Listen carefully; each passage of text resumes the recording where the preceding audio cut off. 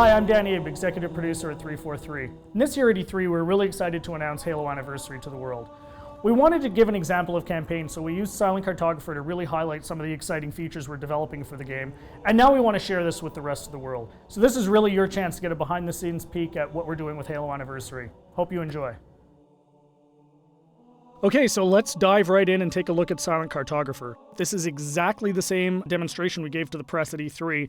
In fact, this is exactly the same build. So the exciting thing is that this build has come a really long way since we showed this at E3. It's kind of funny for me to look at it now and say, hey, the game looks much better now.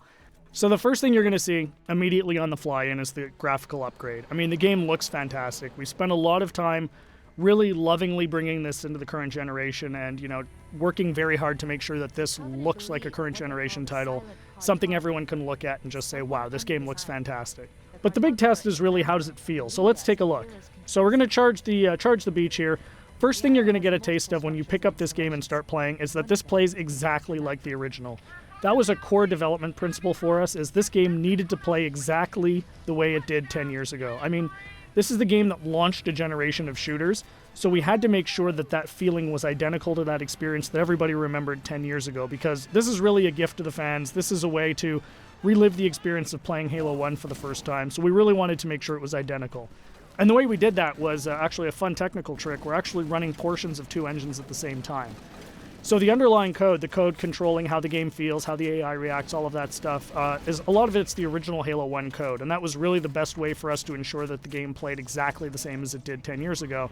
But on top of that, we've layered a new graphics engine that allows us to, make the game look fantastic and look like a current generation title. So it's really a great mix of the two. So at the end of the day, your Halo fan gets a game that plays exactly like they remember, but looks like a current generation title.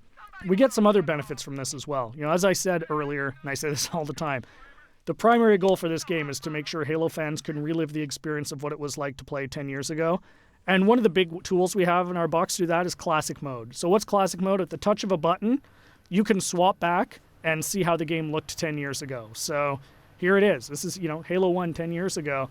And it's really a magical feature for Halo fans because this just lets you go back in time and see exactly how this game looked 10 years ago. But the fun part is you can come back at any time.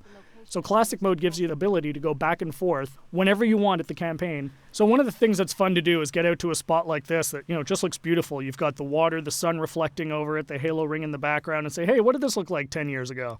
Touch a button, and there it is, right? I mean, it's really, really, really a lot of fun to go back and forth between the two modes. And this is something I personally get the most excited about. And I think, the fans are really going to love it too. This was definitely a big win at E3. As you can see, the other benefits you get from the new version is you've got the splash effects, the dust effects as you get back onto the beach. The game just looks great. The other thing that's fantastic is for the first time, we're going to have co-op over live for the campaign. So you can hop onto the Warthog with a buddy and just plow through this game and, start mowing down grunts and elites and, just team up with a friend. Get on, go, hook up on live and play through the campaign together. And, we think people are really going to love that too. I often say, what would Halo 1 be without the Magnum? And, of course, the Magnum's back. Everyone remembers that fantastically overpowered pistol that just enabled you to walk through and just mow through hordes of enemies. Tremendous amount of fun. So, we're excited to bring that back as well. Again, you can see the game plays exactly the same as it did. Cannot highlight that enough. That was really, really important for us to make sure that this game played the same as it did, because this is really an iconic game. This is the game that convinced a lot of people, myself included, that you could actually have a fun first-person shooter experience on the console. I mean, I was a hardcore PC shooter guy, who said you're never going to make a game on the console that is going to, make me want to play. And this is the game that changed my, my impression of it. And it's the same for millions of Halo fans. And those fans, that's who this game is for. This game is really a labor of love for us here at 343, and we're really excited to be able to present it to you. So there's your sneak peek of Silent Cartographer. Really just the tip of the iceberg. We've got a lot more features we're going to announce as we get closer to launch.